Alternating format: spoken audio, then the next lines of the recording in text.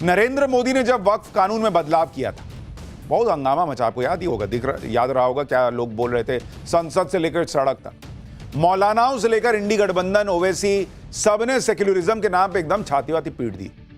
कहा जाने लगा कि नरेंद्र मोदी तो देश में सेक्युलरिज्म खत्म कर दे रहे हैं, मुसलमानों की आजादी छीन ली, अधिकार छीन रहे हैं, जमीन छीन लेंगे, ये वो सब छीन लेंगे। लेकिन नरेंद्र मोदी के खिलाफ यह प्रोपेगेंडा एक झटके में ध्वस्त हो गया जब वक्फ कानून पर सुप्रीम कोर्ट का फैसला आया। सब दौड़ दौड़े सुप्रीम कोर्ट गए थे कि अरे रोकिए बॉस, ये तो गजब ही हो गया है, नरेंद्र मोदी देखिए क्या कर रहा है। पीएम मोदी के सबसे तूफानी फैसले पर आज सुप्रीम कोर्ट की भी मुहर लग गई। सुप्रीम कोर्ट ने वक्फ संशोधित कानून को रद्द करने या उसे रोकने से साफ इनकार कर दिया।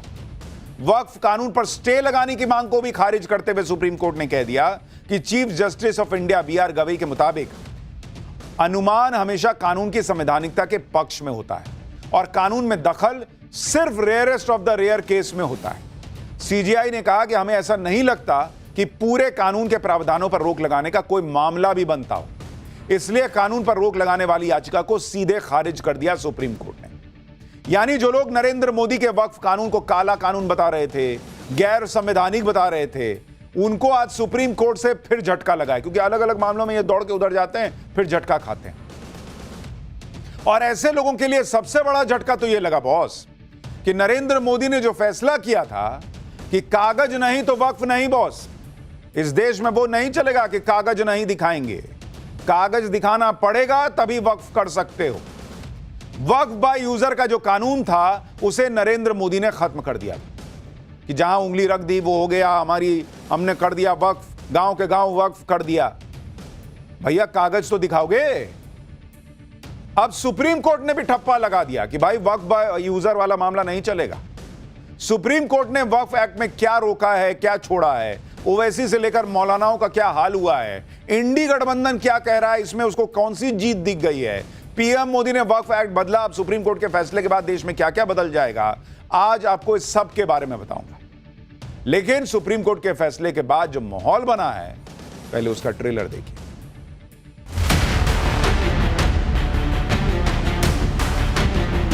वक्फ अमेंडमेंट एक्ट में जो प्रावधान है वो संपूर्ण रूप से पूरे मुस्लिम कौम के लिए फायदा पहुंचाने वाला है।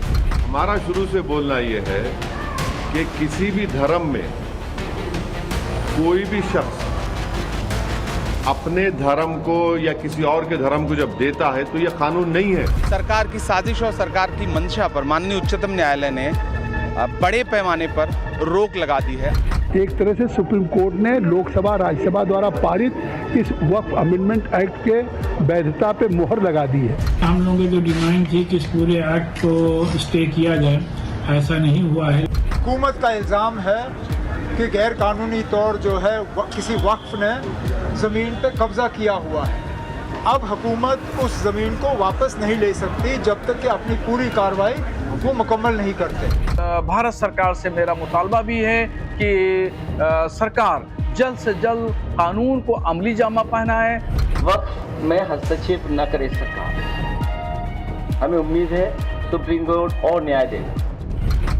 2014 में इन लोगों ने सरकार से जाते जाते दिल्ली के आसपास की अनेक संपत्तियां वक्फ बोर्ड को सौंप दी थी।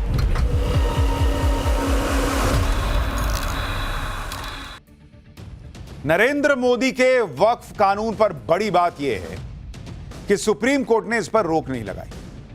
जो लोग इसे असंवैधानिक कह रहे थे, काला कानून बता रहे थे, उन्हें तगड़ा झटका लगा कि कोर्ट ने ऐसी कोई बात नहीं कही। नरेंद्र मोदी ने वक्फ कानून में जो बड़े बड़े रिफॉर्म किए, वो सारे रिफॉर्म ऑलमोस्ट वैसे के वैसे ही सुप्रीम कोर्ट ने बरकरार रखे। और नरेंद्र मोदी ने क्या क्या बदलाव किए थे और वो बदलाव सुप्रीम कोर्ट के फैसले के बाद भी कैसे जस के तस से, पहले आपको इसके बारे में बताता हूं। पहला बड़ा बदलाव जो नरेंद्र मोदी सरकार ने किया था कि वक्फ बाय यूजर की छुट्टी कर दी। इसकी अभी भी वापसी नहीं हुई। सुप्रीम कोर्ट ने भी कहा कि ना इसको वापस लाने की जरूरत नहीं है। दूसरा बड़ा बदलाव नरेंद्र मोदी ने किया था कि बोर्ड में गैर मुसलमानों की एंट्री का प्रावधान रख दिया था। सुप्रीम कोर्ट ने भी बरकरार रखा भाई कि गैर मुसलमान रहेगा वक्फ बोर्ड में। उल्टे कोर्ट ने गैर मुसलमानों की संख्या भी तय करके अपनी मुहर लगा दी कि भाई इतना तो रहना ही रहना होगा। तीसरा बड़ा बदलाव नरेंद्र मोदी ने किया कि वक्फ बोर्ड में महिलाओं को हक दो, बोहरा समुदाय के लिए अलग से वक्फ बोर्ड बनाओ। ये सारे बदलाव भी जस के तस रहेंगे, कोर्ट ने इनको भी नहीं छेड़ा कि ना ना ठीक काम है, रहने दो। चौथा बदलाव, सरकारी संपत्तियों से भी वक्फ का कब्जा हटाने के लिए प्रावधान किए, नए कानून में नियम बनाए और उन नियमों पर कोर्ट ने रोक नहीं लगाई। पांचवा बदलाव, एएसआई की जो संपत्ति होती है उसको वक्फ के कब्जे हटाने के लिए नए नियम बनाए गए, उस पर से उन नियमों को भी कोर्ट ने नहीं हटाया। यानी कुल मिलाकर मोटा मोटी जो बदलाव नरेंद्र मोदी सरकार चाहती थी, इस देश में न सिर्फ गैर मुसलमानों को बल्कि गरीब मुसलमान, उसकी जमीन भी लोगों ने उठा उठा के वक्फ कर दी, उसको भी कब्जा लिया वक्फ के नाम पर। वो खत्म होना चाहिए। वक्फ बोर्ड में जो कुछ लोगों का कब्जा है वो कब्जा खत्म होना चाहिए। सबको मौका दो, सबका रिप्रेजेंटेशन दो, महिलाओं को भी लाओ। तो जो बदलाव मोदी सरकार ने किया, लगभग सारे वो बदलाव कोर्ट में भी मान लिए गए और कोर्ट ने उनमें से ज्यादातर चीजों पर रोक नहीं लगाई। किस पे लगाई वो आगे बताऊंगा। सबसे बड़ी बात जो रही कि वक्फ बाय यूजर के जिस प्रावधान को नरेंद्र मोदी ने रद्द किया था, उस प्रावधान की वापसी सुप्रीम कोर्ट के फैसले के बाद भी नहीं हो पाई। यानी नरेंद्र मोदी का यह फैसला सुप्रीम कोर्ट और संविधान के टेस्ट में पास हो गया। वक्फ बाय यूजर का मतलब ऐसी संपत्तियों से है जिनका लंबे समय से धार्मिक या धर्म के कार्यों में इस्तेमाल हो रहा होता है और इस वजह से उन्हें वक्फ की संपत्ति मान लिया जाता है कि नहीं, बहुत दिन से हम कर रहे हैं तो ये वक्फ कर दिया हमने। मान लीजिए कोई जमीन है, आपने कहा हम बहुत दिन से यहां नमाज पढ़ रहे हैं, हम बहुत दिन से यहां पे कोई कार्यक्रम कर रहे हैं, धर्म का कर रहे हैं, अब ये वक्फ कर दिया मैंने, तो वक्फ बाय यूजर हो गया, वक्फ बाय यूज हो गया। भले ही औपचारिक दस्तावेज हो ना हो, फर्क नहीं पड़ता था। वक्फ संशोधन कानून में वक्फ बाय यूजर के प्रावधान को ही हटा दिया गया कि बहुत ऐसे कैसे चलेगा, कागज है ये नहीं, आप कह रहे कि नहीं हम तो कर दिए तो कर दिए। तो याचिकाकर्ताओं ने इसका बड़ा विरोध किया कि अरे वक्फ बाय यूजर कैसे हटा दीजिएगा, ये तो मुसलमानों के साथ अन्याय हो जाएगा। सुप्रीम कोर्ट ने वक्फ बाय यूजर के कॉन्सेप्ट को सही नहीं माना और कहा कि कई बार इसका गलत प्रयोग होता है, इसलिए वक्फ बाय यूजर पर रोक जारी रहेगी। कोर्ट ने कहा कि वक्फ का कानून 1923 से है, अगर मुतवल्ली ने 102 साल से वक्फ का रजिस्ट्रेशन नहीं कराया जैसे पहले के कानून में प्रावधान था, तो वो कैसे दावा कर सकता है बॉस कि बिना रजिस्ट्रेशन के भी वक्फ संपत्ति मानी जाएगी। इतने इतने साल से आप रजिस्ट्रेशन नहीं करा रहे हैं और आप कह रहे हैं कि ना हम तो कराए भी नहीं, कागज भी नहीं दिखाएंगे, हमने कह दिया वक्फ तो वक्फ। सुप्रीम कोर्ट ने कहा कि ऐसा नहीं चलेगा, कानून में जो है वो आर्बिट्रेरी नहीं है। याचिकाकर्ताओं की दलील थी कि ऐसी कई पुरानी संपत्तियां हैं जिनके कागज मौजूद नहीं है, ऐसे में वक्फ बाय यूजर का प्रावधान हटाने से इन संपत्तियों पर संकट आ जाएगा। लेकिन कोर्ट ने माना कि रजिस्ट्रेशन की एप्लीकेशन के लिए वक्फ डीड की जरूरत नहीं होती। अगर ओरिजिनल डीड नहीं है तो एप्लीकेशन देकर सारी जानकारी दी जा सकती है। कोर्ट ने कहा कि इसलिए उनका यह मानना है कि अगर 30 साल से मुतवल्ली ने संपत्ति को रजिस्ट्रेशन नहीं कराया तो अब उनकी यह दलील नहीं मानी जा सकती। कोर्ट ने कहा कि अगर कानून में एप्लीकेशन के साथ साथ वक्फ डीड की कॉपी मांगी जा रही है तो उसे मनमाना नहीं कहा जा सकता। कोर्ट ने कहा कि अगर कई सरकारी संपत्ति पर अवैध कब्जा है और वक्फ बाय यूजर के प्रावधान को हटाकर ऐसे कब्जों को रोका जा रहा है तो पहली नजर में वक्फ बाय यूजर के प्रावधान को हटाना मनमाना नहीं कहा जा सकता। यानी कोर्ट भी मान रहा है बॉस कि वक्फ बाय यूजर बोल के आप जो है वो कहीं भी उंगली रख दीजिएगा, कह दीजिएगा कि ना कर दिया कर दिया। आप घर बनवाते हैं, रजिस्ट्री कराते हैं ना बॉस, कागज कराते हैं ना कि ये 30 साल छोड़ देते कि ना मेरा घर है अब हम नहीं कराएंगे। तो वैसे ही अगर आप वक्फ कर रहे हैं तो उसके पहले कागज बनवाइएगा ना। नए वक्फ कानून के विरोध में सबसे बड़ा मामला वक्फ बाय यूजर का ही था, क्योंकि कई राज्यों में वक्फ बाय यूजर के नाम पर ही सारी वक्फ संपत्ति क्रिएट हो रही थी। यही वजह है कि असदुद्दीन ओवैसी ने कहा था कि अगर वक्फ बाय यूजर खत्म हो गया तो बड़ी मुश्किल हो जाएगी। तो अब जिनको यह समझ में नहीं आ रहा है कि वक्फ बाय यूजर खत्म हो गया तो क्या होगा, वो ओवैसी का पुराना बयान सुनिए, आपको समझ में आ जाएगा कि क्या होगा। उत्तर प्रदेश में 1,21,000 वक्फ की प्रॉपर्टीज है, 1,12,000 के पास कागज ही नहीं है। वक्फ बाय यूजर खत्म हो गया तो जायदादें कौन लेगा? वो जायदादें कौन लेगा बताओ? तुम्हारे पास लीगल उसके ऊपर इख्तियारी नहीं होगा, कोई भी घुस जाएगा। असदुद्दीन ओवैसी खुद बता रहे हैं कि यूपी के अंदर 1,12,000 से ज्यादा ऐसी संपत्तियां हैं जिनके कागज नहीं है, करेंगे वक्फ बाय यूजर खत्म हो गया तो कोई भी घुस जाएगा, कोई भी ले लेगा। अब कोई भी नहीं लेगा, जिसका दावा है कि उसकी जमीन है वो लेगा, वो कोर्ट में केस लड़ेगा और लेगा। आज सुप्रीम कोर्ट का फैसला देखने के बाद ओवैसी के इसलिए होश उड़े हुए हैं। ओवैसी का आज क्या हाल है, मौलानाओं का क्या हाल है, ये आगे आपको बताऊंगा। लेकिन कुछ लोग बिना कुछ समझे सुप्रीम कोर्ट के आज के फैसले पर उछल रहे हैं। ये लोग वक्फ कानून के कुछ प्रावधानों का हवाला देकर कह रहे हैं कि सुप्रीम कोर्ट ने इन प्रावधानों पर रोक लगाकर नरेंद्र मोदी को झटका दे दिया, जबकि सच यह है कि इन प्रावधानों पर रोक से कुछ ज्यादा फर्क पड़ने वाला नहीं है। कोर्ट ने वक्फ कानून के किन प्रावधानों को रोका उसके बारे में भी आपको बताता हूं। पहला जिस पर कोर्ट ने रोक लगाई, अंतरिम रोक भी कह सकते हैं आप, कि कलेक्टर को प्रॉपर्टी विवाद पर निर्णय लेने का अधिकार नहीं होगा। इस पे तो रोक लगाई। अब जिला कलेक्टर का यह फैसला नहीं ले पाएगा, जिला कलेक्टर यह फैसला नहीं ले पाएगा कि कोई संपत्ति वक्फ है या नहीं। दूसरा, वक्फ संशोधन अधिनियम 2025 के उस प्रावधान पर रोक लगाई गई जिसके तहत किसी व्यक्ति को वक्फ बनाने के लिए कम से कम 5 सालों तक इस्लाम का अनुयायी होना जरूरी था। तीसरा, सुप्रीम कोर्ट ने आदेश दिया कि केंद्रीय वक्फ परिषद में कुल 20 लोगों में गैर मुस्लिम सदस्यों की संख्या 4 से अधिक नहीं हो सकती। राज्य वक्फ बोर्डों में कुल 11 लोगों में से गैर मुस्लिम सदस्यों की संख्या 3 से अधिक नहीं हो सकती। ये वो 3 प्रावधान है जिस पर रोक को ही इंडी गठबंधन अपनी जीत बताने लग गया। जो लोग कह रहे थे कि पूरा कानून ही गैर संवैधानिक है, वो कानून वैसा का वैसा ऑलमोस्ट आ गया, उस पर वो कुछ नहीं बोल रहे हैं। ये 3 चीज पे कह रहे हैं कि जीत गए हम लोग। एक बार इंडी गठबंधन के नेताओं को सुनिए, फिर आपको बताता हूं कि इन 3 प्रावधानों में रोक को लेकर भी कितने पेच हैं और इससे जो वक्फ के नाम पर जमीन कब्जाने का काम चल रहा था, आरोप लगता है, वो रुक नहीं जाएगा। उसको अब करना बहुत मुश्किल होगा। सरकार की साजिश और सरकार की मंशा पर माननीय उच्चतम न्यायालय ने बड़े पैमाने पर रोक लगा दी है, अंकुश लगा दी है। तो पूरे देश में अपनी ज़मीनें दान करने वाले लोग, धार्मिक कामों के लिए, सामाजिक कामों के लिए, जिनको ये डर था कि सरकार उनकी ज़मीनें लूटने की कोशिश करेगी, फौरी तौर पर उनको बहुत बड़ी राहत मिली। जो फैसला आज आया वो एनडीए के मुंह पे एक ऐसा करारा तमाचा है और पूरे देश के लोग सर्वोच्च न्यायालय के हम सब लोग कृतज्ञ हैं कि उन्होंने एक ऐसा फैसला दिया, चाहे वो रजिस्ट्रेशन का फैसला हो, चाहे वो सीओ का फैसला हो, चाहे वो मेंबर्स के नॉन मुस्लिम मुस्लिम होने का फैसला हो। और हम ये समझते हैं कि ये एक बहुत ही अच्छी शुरुआत है। पार्टी ने भी जो है पिटीशन दिया, तो अभी जो भी न्यायालय का जो फैसला है हम लोग स्वागत करते हैं। इसमें एक ही मजहब के लोगों को जो है निशाना बनाया जा रहा है। सिर्फ एक ही मजहब के जो इदारे हैं, जो प्रॉपर्टीज़ हैं, उन्हें एक बिल के तहत जो है उनको इस कानून के दायरे में लाया गया। अच्छी बात है कि सुप्रीम कोर्ट ने भी इस चीज़ को समझा है। सुप्रीम कोर्ट ने समझा नहीं समझा वो तो अलग बात है। इन लोगों को यह समझ में आ गया कि नरेंद्र मोदी ने जो किया है वो तो काम होके रहेगा। और चूंकि वो गैर संवैधानिक नहीं था, इनको भी अंदर ही अंदर तो पता था, वोट बैंक के लिए बोल रहे थे कि ऐसा हो जाएगा वैसा हो जाएगा। इनको समझ में तो आ रहा था कि नरेंद्र मोदी इतने सालों से जो चल रहा है गलत काम, उसको रोकने के लिए कर रहे हैं। तो अब सुप्रीम कोर्ट से भी जब मुहर लग गई तो कह ना ऐसा हुआ ना, इस वजह से ये जो है नरेंद्र मोदी के लिए झटका है। जबकि खुद ही मान रहे थे कि वक्फ बाय यूजर खत्म हो गया तो बाप रे बाप अब क्या हो जाएगा, तो अब तो खत्म हो गया। अब आपको यह भी समझना चाहिए कि जिन 3 प्रावधान पर रोक को लेकर इंडी गठबंधन अपनी जीत का जश्न मना रहा है, उसमें कौन कौन से पेच हैं।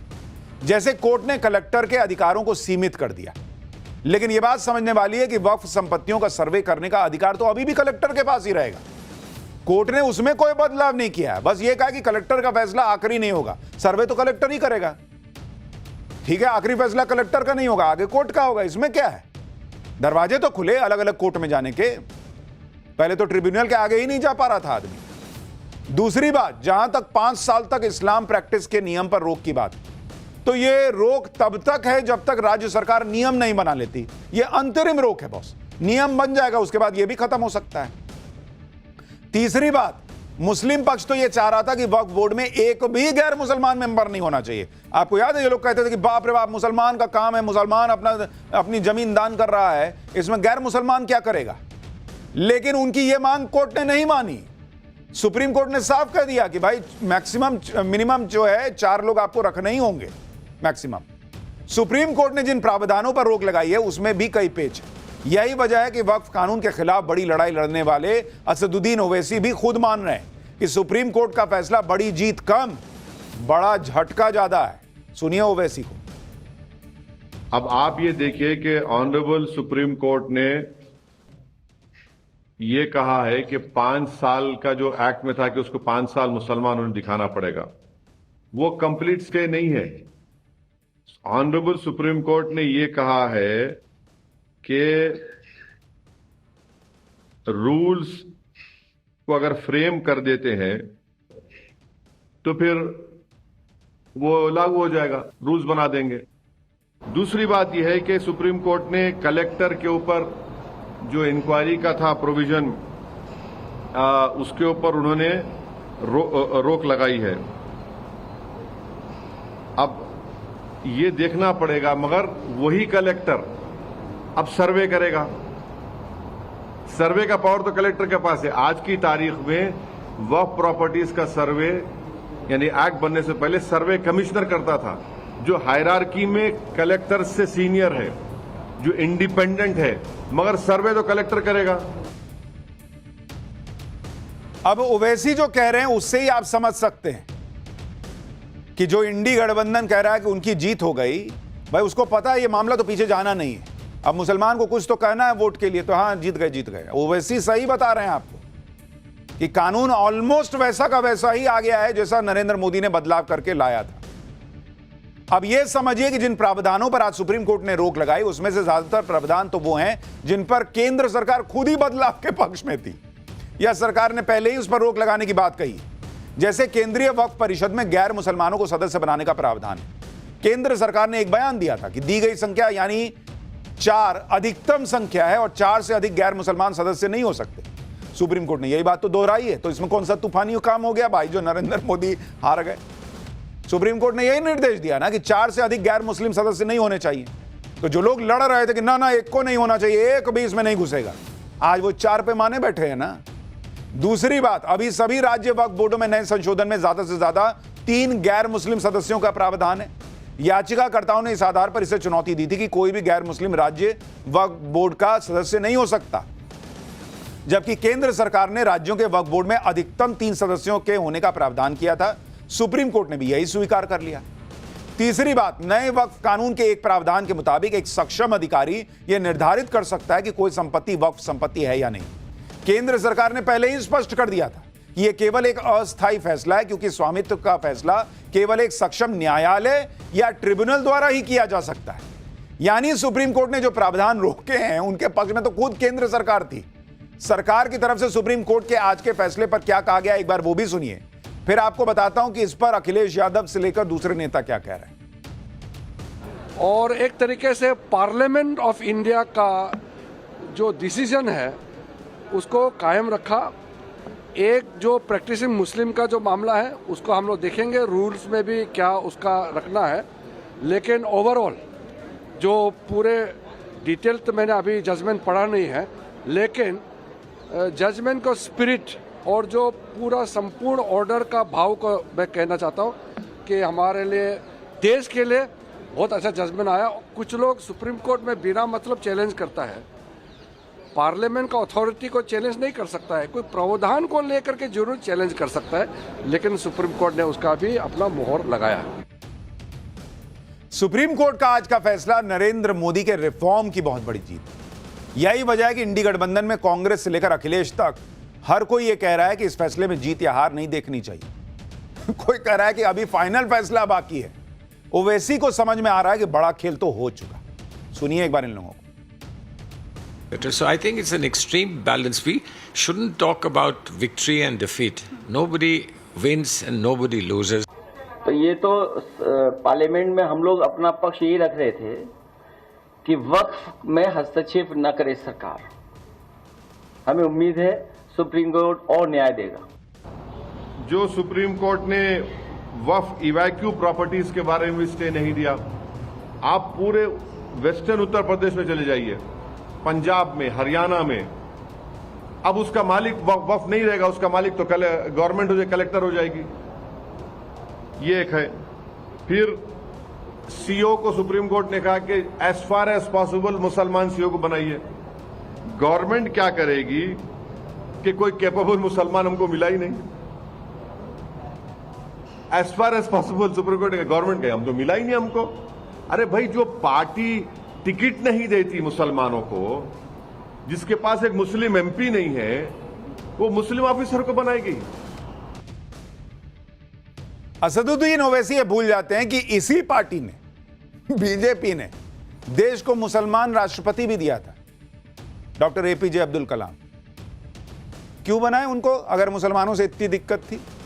और जिन्होंने मुसलमानों को इतने दिन बाबू सोना किया कि हम तो तुम्हारे बारे में सोचते हैं, नरेंद्र मोदी आएंगे तो पूरा सारे मुसलमान को खत्म कर देंगे, उन्होंने 70 साल में मुसलमानों को इतना ऊपर पहुंचा दिया क्या कि मुसलमान बंगले में रहता है और लग्जरी गाड़ी में चलता है क्या?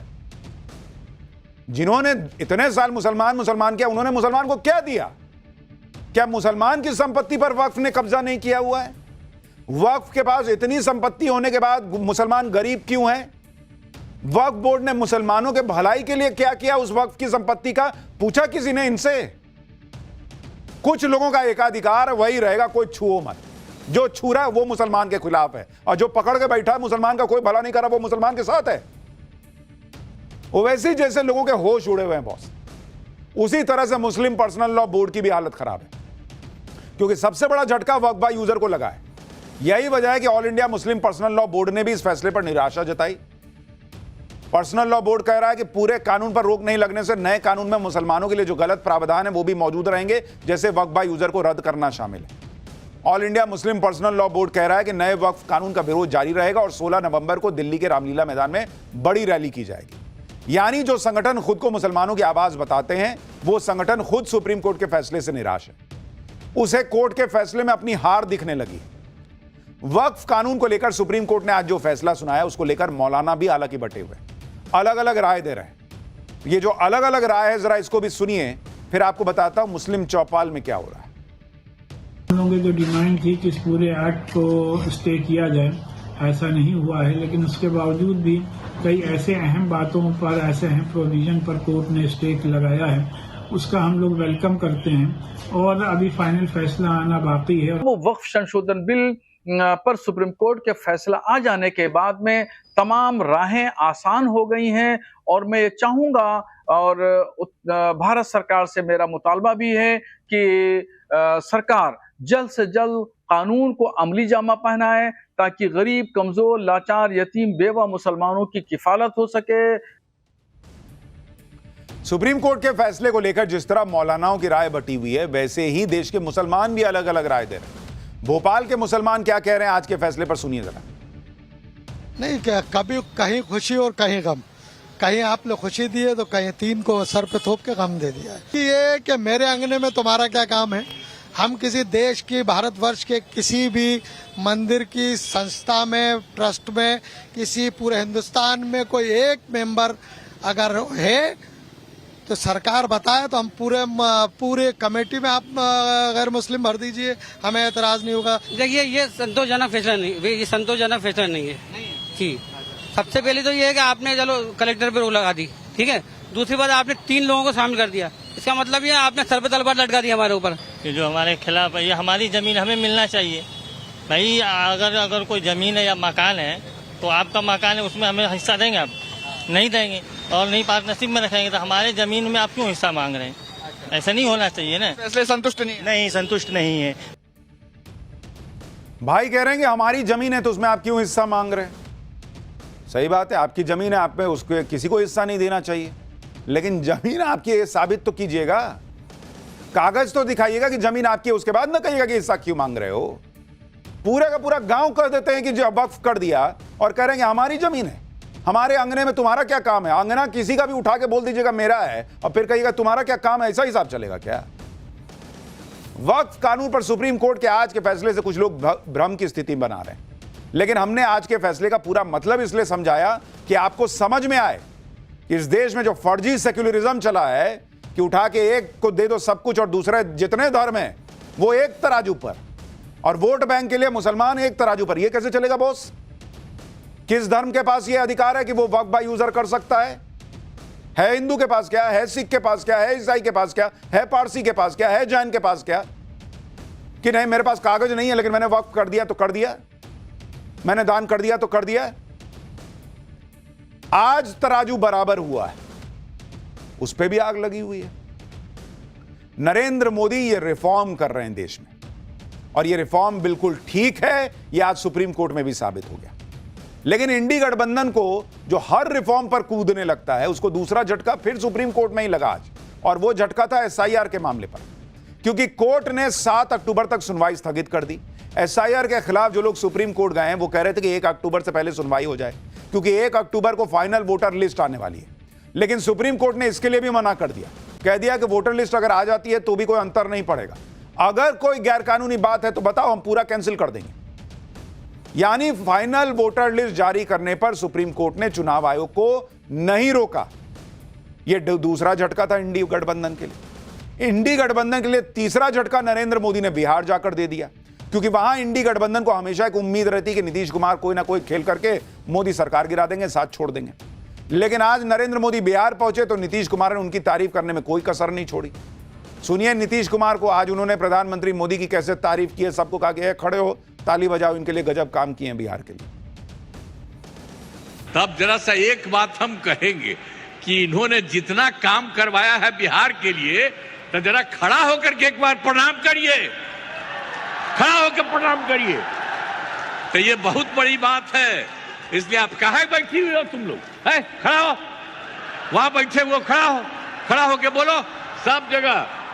तो सब जगह से आप लोगों ने उनका स्वागत किया, एक एक बात जाना है, इसलिए मैं आप सबको मैं बधाई देता हूं, बहुत बहुत धन्यवाद।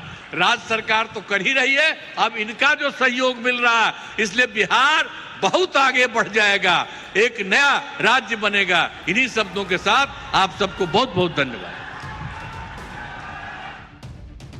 तो जो लोग सपना देख रहे हैं इतने दिन से कि नीतीश कुमार अब पलटी मारेंगे तब पलटी मारेंगे, नीतीश कुमार कह रहे हैं कि खड़ा ना हो जी, ताली बजाओ मोदी के लिए। नरेंद्र मोदी आज बिहार के पूर्णिया में थे, उनके मंच पर आज कुछ ऐसा गजब हो गया जिसे राहुल गांधी भी बहुत ध्यान से देख रहे हो। नरेंद्र मोदी के मंच पर पूर्णिया से सांसद पप्पू यादव मौजूद थे। पप्पू यादव ने मंच पर पीएम मोदी से जाकर बातचीत भी की। पीएम मोदी और पप्पू यादव के बीच हंसी खुशी से बातचीत होती दिख रही है। देखिए नरेंद्र मोदी कुछ मजे भी लिए हैं, ऐसा लग रहा है कुछ बातचीत हो रही है हंसी मजाक। जबकि ये वही पप्पू यादव है जिन्हें इंडी गठबंधन और राहुल गांधी के मंच और गाड़ी में चढ़ने के लिए जद्दोजहद करनी पड़ी थी, चढ़ने नहीं दिया गया था। दिन रात राहुल गांधी प्रियंका वाड्रा, राहुल गांधी प्रियंका वाड्रा करते हैं पप्पू यादव, राहुल गांधी के मंच पर चढ़ने नहीं मिला था, उतार दिया अपमान करके कि जाओ नहीं चढ़ने देंगे। और नरेंद्र मोदी उनके मंच पर पप्पू यादव बैठे भी और नरेंद्र मोदी उनसे हंसी मजाक भी कर रहे हैं, बातचीत भी कर रहे हैं। खैर ये तो एक चैप्टर हुआ, पाठशाला में अगला चैप्टर। पीएम मोदी का राहुल से लेकर ममता तक को कौन सा खुला चैलेंज, वो कौन सा काम जो करने से उन्हें अब कोई नहीं रोक पाएगा। रोहिंग्या बांग्लादेशी घुसपैठियों पर अब वो एक्शन होना तय है क्या कि एक भी बाहरी नहीं बचेगा। लाखों की भीड़ सड़क पर आई, पीएम मोदी ने जिसे खतरा बताया, दुनिया में उसी को लेकर कैसे आग लगी हुई है, अब इसका चैप्टर। प्रधानमंत्री मोदी ने अपने लिए एक नया मिशन सेलेक्ट कर लिया है। पीएम मोदी वो काम करने जा रहे हैं जिसे करने से कोई रोक नहीं पाएगा। और तो और राहुल गांधी से लेकर ममता तक को खुला चैलेंज दे रहे हैं, 2 दिन में 2 बार दे दिया, पहले असम में अब बिहार में।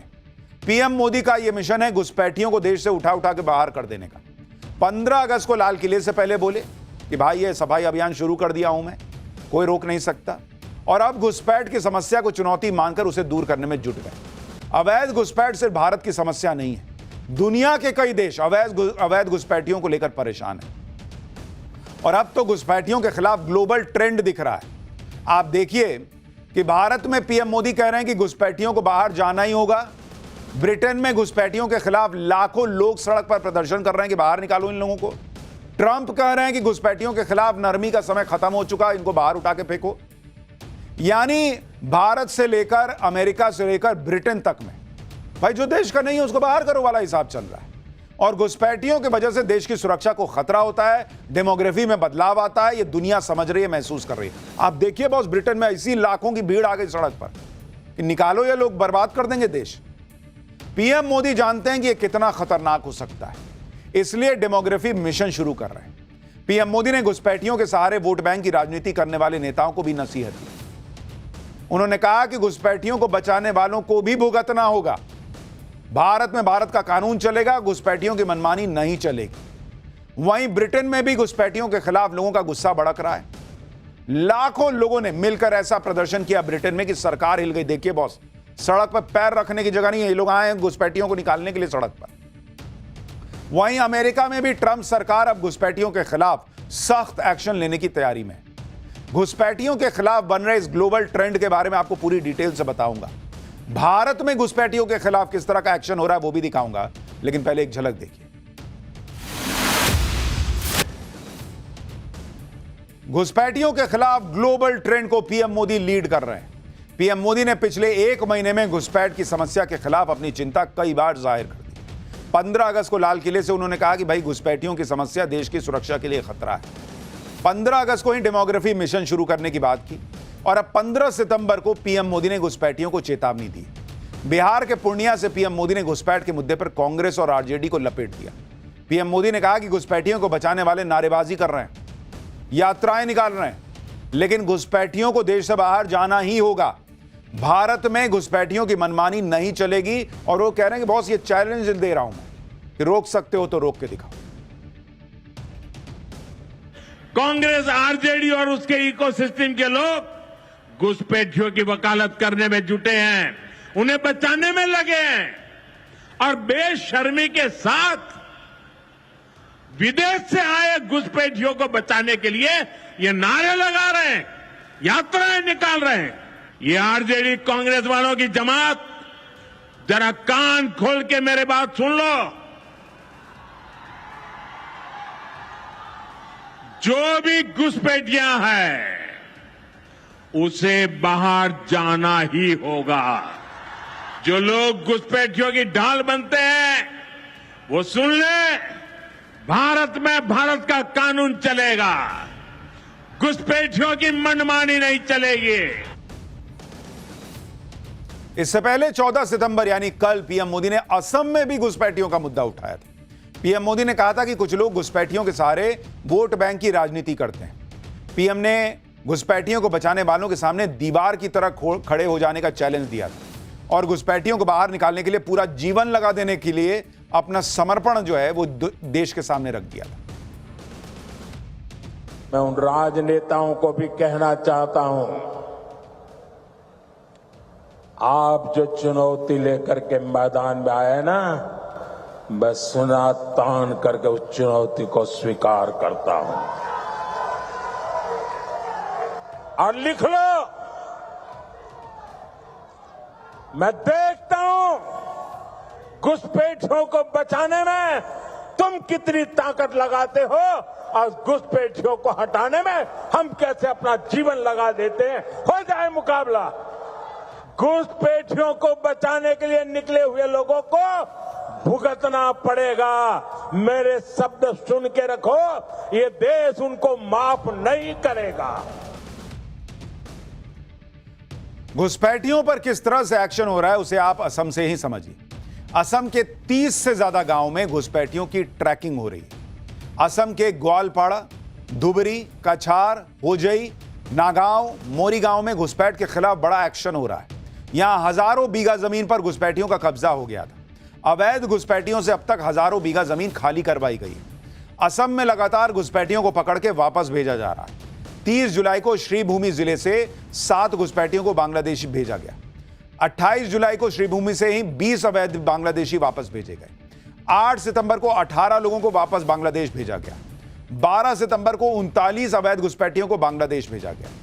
कुछ सूत्रों का तो कहना है कि बड़ी संख्या में लोग भेजे गए हैं। ये तो ऑफिशियल डेटा है और अनऑफिशियल डेटा इससे भी बड़ा है, ये सोर्सेस कह रहे हैं। घुसपैठियों की इसी समस्या को खत्म करने के लिए पीएम मोदी ने हाई पावर डेमोग्राफी मिशन की शुरुआत की है और पीएम मोदी जानते हैं कि घुसपैठिए देश की सुरक्षा के लिए कितना बड़ा खतरा है। सुनिए एक बार फिर आपको बताता हूं कि देश के लेवल पर क्या एक्शन हो रहा है। साथियों, भाजपा की सरकार घुसपैठियों को देश के साधनों संसाधनों पर कब्जा नहीं करने देगी। ये घुसपैठिए हमारी माताओं, बहनों, बेटियों के साथ अत्याचार करते हैं, ये नहीं होने दिया जाएगा। घुसपैठियों के माध्यम से बॉर्डर के इलाकों में डेमोग्राफी बदलने की साजिशें चल रही है। ये राष्ट्रीय सुरक्षा के लिए बहुत बड़ा खतरा है। इसलिए अब देश में एक डेमोग्राफी मिशन शुरू किया जा रहा है। सिर्फ असम ही नहीं, देश में भी लगातार घुसपैठियों के खिलाफ एक्शन चल रहा है। जैसे अगर आपको बताऊं, ऑपरेशन सिंदूर के बाद सिर्फ मई के महीने में 2000 घुसपैठियों को वापस भेजा गया। इस साल जुलाई तक बांग्लादेश से भारत आने की कोशिश में 1372 लोग पकड़े गए। इतना ही नहीं, इस साल जुलाई तक बीएसएफ ने 3536 लोगों को बिना दस्तावेज के पकड़ा। 2024 में बांग्लादेश से भारत में घुसने की कोशिश कर रहे 2425 लोग भी पकड़े गए थे। साल 2024 में 1049 लोग बिना वैध दस्तावेज के पकड़े गए थे। यानी बड़े लेवल पर इसे मिशन मोड में आगे बढ़ाया जा रहा है। भारत की तरह ब्रिटेन में भी लोग घुसपैठियों से परेशान हो गए। मतलब ये सिर्फ भारत की बात नहीं है। आपको तस्वीरें दिखाता हूं लंदन में, जिस तरह से शनिवार को घुसपैठियों के खिलाफ ऐसा प्रोटेस्ट हुआ सड़क पर, जैसा ब्रिटेन के इतिहास में कभी नहीं हुआ। लाखों लोग लंदन की सड़क पर उतर आए। सिर्फ लोगों के सिर ही सिर दिख रहे हैं, इतना जन सैलाब था। और ऐसा जन सैलाब लंदन की सड़कों पर पहले कभी नहीं दिखा। लंदन के लाखों लोग नारेबाजी कर रहे थे कि घुसपैठियों को बाहर निकालो। दरअसल ब्रिटेन में अवैध अप्रवासियों की आबादी बहुत तेजी से बढ़ रही है, जिससे वहां के स्थानीय लोग परेशान हो गए भाई कि वीजा लेके कोई आ रहा है, काम कर रहा है, समझ में आता है ये अवैध अप्रवासी क्यों आ रहे हैं भाई। ब्रिटेन की राजनीति में अवैध अप्रवासी एक बड़ा मुद्दा बन गए। अवैध घुसपैठ के मुद्दे पर ही शनिवार को लाखों लोग सड़क पर आए और इस प्रोटेस्ट की और तस्वीरें आप देखिए, आप हैरान रह जाएंगे कि ब्रिटेन में भी कितना बड़ा मुद्दा यह बन गया है। जहां तक आप देखिए बॉस, पूरा एरिया भरा हुआ है लोगों से। और आमतौर पर लंदन में इस तरह के प्रोटेस्ट नहीं होते। आपको सेंट्रल लंदन में टेम्स नदी पर बने ब्रिज के ऊपर प्रदर्शनकारियों की तस्वीर दिखा रहा हूं। ये देखिए, ये टेम्स नदी है और ऊपर ब्रिज पे भाई साहब पूरा खचाखच भरा हुआ है। एक समय तो डर लगने लगा कि कहीं ब्रिज ही ना गिर जाए, इतने लोग आ गए प्रदर्शन करने। प्रदर्शनकारियों के हाथ में ब्रिटेन और स्कॉटलैंड के झंडे थे। इन लोगों की सिर्फ एक डिमांड है कि अवैध अप्रवासियों पर लगाम लगाओ। घुसपैठिए उनके संसाधनों पर कब्जा करते जा रहे हैं और इसे बर्दाश्त नहीं किया जा सकता। अवैध घुसपैठ के खिलाफ प्रोटेस्ट हो रहा था तो उसी समय स्टैंड अप टू रेसिज्म नाम से एक अलग प्रदर्शन शुरू कर दिया कुछ लोगों ने। ये लोग नस्लवाद के विरोध और प्रवासियों के समर्थन में थे। इसी वजह से कई जगह दोनों समूहों के बीच झड़प हुई। प्रदर्शनकारियों और पुलिस के बीच भी कई जगहों पर भिड़ंत हुई, जिसमें 26 से ज्यादा प्रदर्शनकारी घायल हुए। कई पुलिसकर्मियों को चोट भी लगी।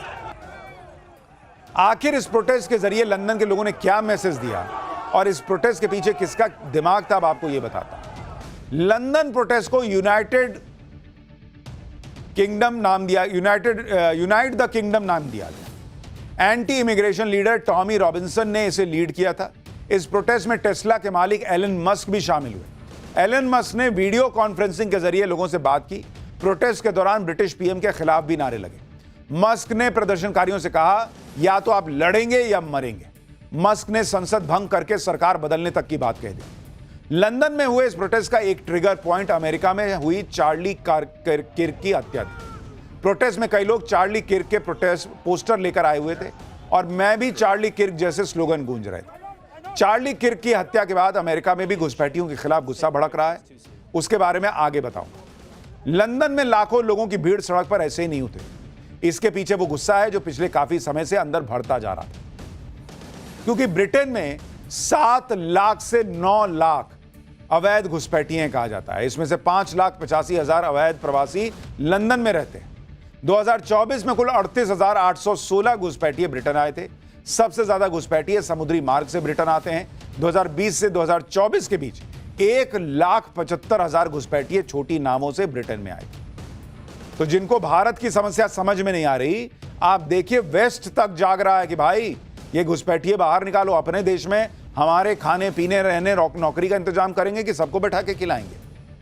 कुछ ब्रिटिश न्यूज़पेपर्स और मीडिया हाउस के मुताबिक ब्रिटेन में अवैध घुसपैठियों की संख्या 10 लाख से ज्यादा है। कुछ रिसर्च का कहना है कि 60% घुसपैठिए अकेले लंदन में रहते हैं। यानी ब्रिटेन में इस समय अवैध घुसपैठियों को लेकर भयंकर गुस्सा है और इसे चैनलाइज किया टॉमी रॉबिन्सन ने। टॉमी रॉबिन्सन जो ब्रिटेन के राइट विंग लीडर माने जाते हैं, वो पिछले काफी समय से अवैध घुसपैठ के खिलाफ आवाज उठाते रहे। खास तौर पर मुस्लिम अवैध अप्रवासियों का मुद्दा जोर शोर से उठा रहे हैं। आप देखिए क्या हाल है इस समय ब्रिटेन का। इस्लाम ब्रिटेन का दूसरा सबसे बड़ा धर्म हो चुका है। ब्रिटेन में करीब 40 लाख मुसलमान रहते हैं। 2035 तक मुस्लिम आबादी 25% हो सकती है। लंदन में तो कई नो गो जोन बनाए गए हैं जहां गैर मुसलमानों को खतरा महसूस होता है, ऐसा कहा जा रहा है। लंदन के कई इलाकों में शरिया कोर्ट चलती है। लंदन का मेयर पाकिस्तानी मूल का सादिक खान है और यह चिंता वहां के ब्रिटेन के लोग बता रहे हैं। ब्रिटेन में अब तो लोग कह रहे हैं कि आने वाले समय में ब्रिटेन खुद पाकिस्तान की कॉलोनी बन जाएगा। मुसलमानों की आबादी इसी तरह से बढ़ती रही तो ब्रिटेन में शरीयत लागू हो जाएगी, ये वहां के लोग कह रहे हैं जो विरोध प्रदर्शन कर रहे हैं। जैसे जैसे ब्रिटेन में मुसलमानों की आबादी बढ़ रही है, ठीक उसी हिसाब से ब्रिटेन की राजनीति में भी मुसलमानों का दबदबा बढ़ रहा है। आप देखिए कि साल 2024 में ब्रिटेन की संसद के लिए रिकॉर्ड 25 मुस्लिम नेता चुने गए। इनमें से 18 मुस्लिम नेता लेबर पार्टी के थे, 2 कंजर्वेटिव पार्टी से चुने गए, 4 मुस्लिम नेता निर्दलीय जीते थे, 1 लिबरल डेमोक्रेट पार्टी से जीता, जबकि साल 2019 में 19 मुस्लिम नेता ब्रिटिश संसद में चुने गए। हालांकि यहां चिंता उनको लेकर जताई जा रही है जो बिना वीजा के या गलत तरीके से घुस गए। जो वीजा के साथ हैं, तरीके से हैं, उनको लेकर चिंता नहीं जताई जा रही। ब्रिटेन की ही तरह अमेरिका में भी अवैध घुसपैठियों के मुद्दे पर हंगामा मचा हुआ है। अमेरिका में पहले ट्रंप के करीबी चार्ली किर्क की हत्या हुई। चार्ली किर्क अवैध प्रवासियों के खिलाफ लगातार बोलते थे। इस घटना को असर लंदन प्रोटेस्ट में भी दिखाई दिया। इसके बाद अमेरिका के डलास शहर में एक भारतीय व्यक्ति की हत्या होती है, जिसका आरोप एक अवैध अप्रवासी पर लगता है। इस घटना से अमेरिका में अवैध प्रवासियों पर एक्शन की मांग तेज होने लगती है। पूरी घटना क्या थी भाई? 10 सितंबर को भारतीय मूल के मोटल कारोबारी नाग मलैया की हत्या हो जाती है। हत्या का आरोप 37 साल के योडानिस कोबोस मार्टिनेज पर लगा। आरोपी मार्टिनेज भारतीय मूल के नाग मलैया के साथ काम करता था। टूटी हुई वॉशिंग मशीन को लेकर दोनों के बीच विवाद हुआ। नाग मलैया ने मार्टिनेज को मशीन इस्तेमाल नहीं करने के लिए कहा था। इसी से गुस्से में आकर आरोपी मार्टिनेज ने नाग मलैया पर बड़े चाकू से हमला कर दिया। नाग मलैया की पत्नी और बेटे के सामने उसका पूरा सिर काट के अलग कर दिया बॉस। आरोपी ने नाग मलैया के सिर को फुटबॉल की तरह किक मारी, पूरा काटा बैठ के, और उसके बाद पैर से लात मार दिया सिर को। आरोपी मार्टिनेज को पुलिस ने घटना के बाद गिरफ्तार कर लिया है। मार्टिनेज क्यूबा का है और अवैध तरीके से अमेरिका में घुसा हुआ था। मार्टिनेज पर पहले भी कई आपराधिक मामलों में गिरफ्तार होने का आरोप है। डलास में हुए हत्याकांड के बाद ट्रंप भड़के हुए हैं। हत्या का आरोपी अवैध घुसपैठिया है और अवैध घुसपैठियों के खिलाफ ट्रंप सरकार पहले से अग्रेसिव है। इस घटना के बाद ट्रंप ने घुसपैठियों के खिलाफ एक्शन का ऐलान भी कर दिया। ट्रंप ने कहा कि चंद्रा नाग मलैया डलास के रहने वाले थे। उनकी पत्नी और बेटे के सामने क्यूबा के अवैध प्रवासी ने बेरहमी से उनका सिर कलम कर दिया। हमारे देश में ऐसा कभी नहीं होना चाहिए था। अवैध प्रवासी अपराधियों के प्रति नरमी का समय अब खत्म हो चुका है। अब ऐसे लोगों को सजा दी जाएगी। ट्रंप ने कहा कि अपराधी हमारी हिरासत में है, उसे फर्स्ट डिग्री मर्डर का दोषी ठहराया जाएगा और उसे कड़ी सजा मिलेगी। यानी जिस खतरे के बारे में पीएम मोदी आगाह कर रहे हैं, उसी की वजह से दुनिया भर में हंगामा मचा हुआ है। लेकिन खतरा सिर्फ अवैध घुसपैठियों को लेकर नहीं है। जो घुसपैठ यूपी में हुंकार भेड़िए कर रहे हैं और लोगों को मार रहे हैं, उसके बारे में भी सुनिए।